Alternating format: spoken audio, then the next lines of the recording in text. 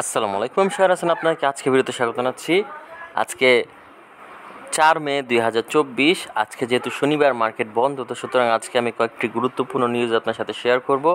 আশা করছি আগামী দিনে মার্কেট সম্পর্কে আপনারা সামান্যতম ধারণা পাবেন আজকের নিউজ থেকে, এবং আশা করছি আজকের দিনের এই নিউজের উপর ভিত্তি করে আপনারা আগামী দিনে বিনিয়োগ করার একটা পদ্ধতি তৈরি করতে পারবেন। তো যাই হোক, সবগুলো বিষয় নিয়ে আমি আলোচনা করবো। তো আলোচনা যাওয়ার একটা ছোট্ট অনুরোধ করি, আমার এই ভিডিও যদি আপনার ভালো লেগে থাকে বা সামান্য উপকার আসে, তাহলে আমি আশা করব আপনারা আমার চ্যানেলটিকে সাবস্ক্রাইব করবেন এবং ভিডিওতে লাইক অ্যান্ড শেয়ার করবেন। তো যাই হোক, আর কথা আমি সরাসরি আমরা ভিডিওতে চলে যাই। তো আমরা এখানে দেখতে পাচ্ছি প্রথমে যে নিউজটি, সেটা হচ্ছে দাপট কমেছে জেড ক্যাটাগরির। তো মূলত আসলে পবিত্র রমজানের ঈদের পর থেকে, অর্থাৎ ঈদ উল ফিতরের পর থেকে কিন্তু এই যে জেড ক্যাটাগরি শেয়ারের উপর যেই দাপট ছিল সেটা অনেকাংশে কমে এসেছে। তো এর আগের সময়টাতে কিন্তু জেড ক্যাটাগরি শেয়ার অনেকাংশে ভালো করেছিল, বা আমরা বলতে পারি অনেকাংশে মূল্যবৃদ্ধি পেয়েছিল। তো তার পরবর্তীতে আমরা দেখতে পাচ্ছি বর্তমান সময়ে জেড ক্যাটাগরি কিন্তু বর্তমানে আর লিস্টে নেই, অর্থাৎ টপ লিস্টে জেড ক্যাটাগরির শেয়ার খুব একটা পাওয়া যায় না। বিগত দিনে আমরা দেখতে পেয়েছি এই ক্যাটাগরির শেয়ারগুলোই কিন্তু বর্তমানে ভালো একটা অবস্থানে রয়েছে। তো আসলে এটা খুব একটা ভালো দিক আমি মনে করি। এই গ্রুপের শেয়ারই আসলে আপ হওয়া উচিত। জেড ক্যাটাগরি কিন্তু ফান্ডামেন্টাল অত স্ট্রং নয়, এই ধরনের শেয়ারগুলোতে বিনিয়োগ করা কিন্তু অনেকটাই ঝুঁকিপূর্ণ। অপরদিকে এ ক্যাটাগরির শেয়ারগুলো কিন্তু অবহেলিত আমরা দেখতে পাচ্ছি। তবে বিগত সপ্তাহে, অর্থাৎ 21 থেকে 25 এপ্রিল এই সময়টাতে কিন্তু আমরা দেখতে পেয়েছি 10টি শেয়ারের মধ্যে 8টি কিন্তু এ ক্যাটাগরির এবং 2টি হচ্ছে বি ক্যাটাগরির শেয়ার। তো সেই ক্ষেত্রে আমরা জেড ক্যাটাগরির কোনো লিস্ট কিন্তু দেখতে পাইনি, যাক এটা খুবই ভালো দিক। তবে এর মধ্যে যদি আমরা দেখি, তাহলে এই আলোচ্য সময়ে সবচেয়ে বেশি পরিমাণ বৃদ্ধি পেয়েছে এ ক্যাটাগরির জেএমআই সিরিঞ্জ। এই সময়টাতে আমরা দেখতে পেয়েছি 24.01% মতো শেয়ার দর বৃদ্ধি পেয়েছে। এছাড়াও দ্বিতীয় অবস্থানে আমরা যদি দেখি, তাহলে রয়েছে বি ক্যাটাগরির একটি শেয়ার অ্যাপেক্স ট্যানারি। তো বিগত সপ্তাহগুলোতে এভাবে করে চলছে। এবং আমরা যদি দেখি, বিগত সপ্তাহে তৃতীয় অবস্থানে রয়েছে এন ক্যাটাগরি এশিয়াটিক ল্যাবরেটরিজ। তো আপনারা চাইলে এই সকল শেয়ারগুলো সম্পর্কে ধারণা নিতে পারেন, এবং যদি মনে হয় ভালো শেয়ার, তাহলে আপনারা চাইলে বিনিয়োগ করতে পারেন। এই হচ্ছে প্রথম নিউজটি। এর পরবর্তীতে আমরা যেই নিউজটি নিয়ে আলোচনা করবো, সেটি হচ্ছে সপ্তাহ জুড়ে ব্লক মার্কেটে 10 কোম্পানি সর্বোচ্চ লেনদেন। তো মূলত আমরা ব্লক মার্কেটটা দীর্ঘদিন যাবতই খেয়াল করছি, এবং এটা খুবই একটা ভালো দিক। যদি আপনি কোনো একটা শেয়ারে নতুন বিনিয়োগ করতে চান, অর্থাৎ আপনি জানেন না কোন শেয়ারে বিনিয়োগ করা উচিত হবে বা উচিত হবে না, সেই ক্ষেত্রে আপনার ব্লক মার্কেটটাও খেয়াল করে রাখতে পারেন। এখান থেকে ভালো শেয়ার কিন্তু আপনারা চাইলে খুঁজে বের করতে পারেন। তো আমরা দেখতে পাচ্ছি যে বিগত সপ্তাহে, অর্থাৎ 28 থেকে 2 মে এই সময়টাতে কিন্তু 10টি কোম্পানি শেয়ার ব্লক মার্কেটে কন্টিনিউয়াস ভালো করেছে। এরা হচ্ছে Alif industries, Al Arafah Islami bank, Uttara bank, level ice cream, mutual trust bank, British American Tobacco, তারপর এখানে আমরা যদি দেখি Walton hi tech, Orion infusion, BSRM limited এবং ন্যাশনাল পরিমার। তো আপনারা চাইলে এখান থেকে দীর্ঘমেয়াদের জন্য ভালো শেয়ার সিলেক্ট করতে পারেন। আশা করছি এখান থেকে আপনারা ভালো ফলাফল পাবেন। যাই হোক, এর পরবর্তীতে আমরা যেই নিউজটা নিয়ে আলোচনা করব, সেটি হচ্ছে বড় সুখবর দিল বেক্সিমকো ফার্মা। তো মূলত তারা এখানে যে বিষয়টা আলোচনা করছে, সেটা হচ্ছে যে প্রথম 3 মাসে তাদের আয় হয়েছে 137 কোটি টাকা, অর্থাৎ মুনাফা হয়েছে, এবং যা বিগত সময় ছিল, অর্থাৎ বিগত বছর ছিল 91 কোটি টাকা, অর্থাৎ বিগত সময়ের তুলনায় প্রায় 46 কোটি টাকা বা 34% কিন্তু তাদের প্রফিট বা মুনাফা বৃদ্ধি পেয়েছে। এটা খুবই একটা ভালো দিক। এটা খুবই একটা ভালো দিক। আশা করা যাচ্ছে সামনের দিনে হয়তো বেক্সিমকো শেয়ারের মূল্য বৃদ্ধি পেতে পারে, এবং এই শেয়ারটি দীর্ঘমেয়াদে বিনিয়োগ করলে, অর্থাৎ বেক্সিমকো ফার্মা শেয়ারটি দীর্ঘমেয়াদে বিনিয়োগ করলেও কিন্তু একটা ভালো পরিমাণ প্রফিট আপনারা পেতে পারেন ডিভিডেন্ডের মাধ্যমে। তো যাই হোক, এই হচ্ছে বিষয়। আশা করছি আগামী দিনে এটার মূল্য বৃদ্ধি পেতে পারে এবং দীর্ঘমেয়াদে বিনিয়োগ করা উচিত হবে বলে আমি মনে করি।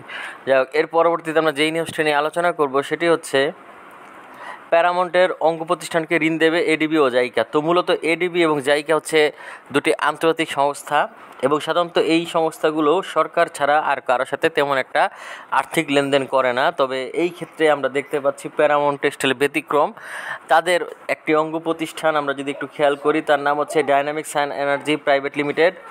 এই অঙ্গ প্রতিষ্ঠান কিন্তু আমরা দেখতে পাচ্ছি তারা কিন্তু এডিবি এবং জাইকার কাছ থেকে কিন্তু ঋণ পাচ্ছে, আর্থিক সহায়তা ঋণ পাচ্ছে, এবং তাদের এই প্রজেক্টটা হচ্ছে সৌর বিদ্যুৎ প্ল্যান্ট তারা তৈরি করবে 100 মেগাওয়াট, এবং সেটার মাধ্যমে তারা আসলে বিদ্যুৎ উৎপাদন করে বিক্রয় করবে। এতে করে কিন্তু এই যে প্যারামাউন্ট টেক্সটাইলের আয় অনেকাংশে বৃদ্ধি পাবে। এর কারণ হচ্ছে এই প্যারামাউন্ট টেক্সটাইলের 49% মালিকানা রয়েছে এই ডাইনামিক সান এনার্জিতে, অর্থাৎ প্রায় ধরতে গেলে অর্ধেকই কিন্তু প্যারামাউন্ট টেক্সটাইলের মালিকানায় রয়েছে।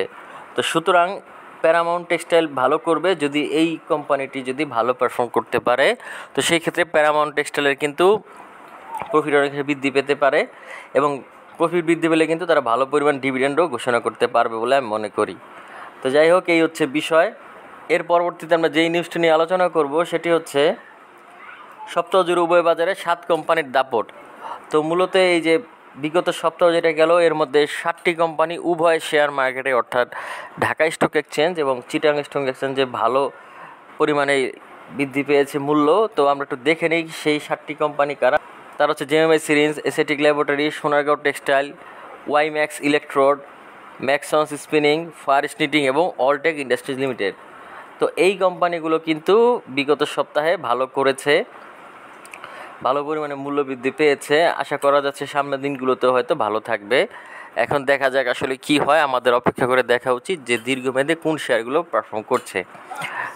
তো যাই হোক, এটাই ছিল আজকের দিনের সর্বশেষ নিউজ। তো আজকে আমরা মূলত কয়েকটি গুরুত্বপূর্ণ নিউজ আপনার সাথে আলোচনা করার চেষ্টা করেছি বা শেয়ার করার চেষ্টা করেছি। আশা করছি এই নিউজগুলো থেকে আপনারা ভালো ভালো শেয়ার সিলেক্ট করতে পারবেন এবং দীর্ঘমেয়াদে বিনিয়োগ করতে পারবেন।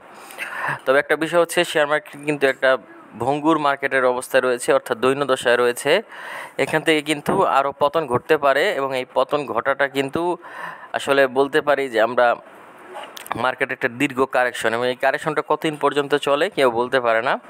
তো সেই ক্ষেত্রে আশা করা যাচ্ছে যে এই কারেকশন হয়তো বেশি দিন থাকবে না। তবে এই ধরনের শেয়ারগুলোতে বিনিয়োগ করার ক্ষেত্রে অবশ্যই ধৈর্যের একটা বড় বিষয় রয়েছে। এছাড়াও দীর্ঘমেয়াদী বিনিয়োগ করা সম্পর্কে আপনাদের সচেতন হতে হবে এবং সবচেয়ে বড় কথা হচ্ছে এসআইপি সিস্টেমে যদি আপনারা বিনিয়োগ করতে পারেন তাহলেই মূলত আসলে দীর্ঘমেয়াদে আপনারা ভালো কিছু প্রফিট গেইন করতে পারবেন। এবং একটা বড় বিষয় হচ্ছে, আপনার বর্তমান সময়ে বিনিয়োগ করার ক্ষেত্রে অবশ্যই বিভিন্ন খাত ওয়াইজ বিনিয়োগ করতে হবে এবং বর্তমানে কোন কোন খাতগুলো ভালো পারফর্ম করছে বা যেগুলি মূল্য বৃদ্ধি পাওয়ার সম্ভাবনা রয়েছে এরকম খাতগুলোতে বিনিয়োগ করতে হবে, তবে অবশ্যই জেনে বুঝে। এবং একটা বিষয় হচ্ছে, বর্তমান সময়ে আমার কাছে মনে হচ্ছে যে খাত হিসেবে যদি আমরা বিবেচনা করি তাহলে ঔষধ খাতটা ভালো হতে পারে। এবং একটু আগে আমরা একটা ওষুধ খাতের শেয়ার নিয়ে আলোচনা করেছিলাম।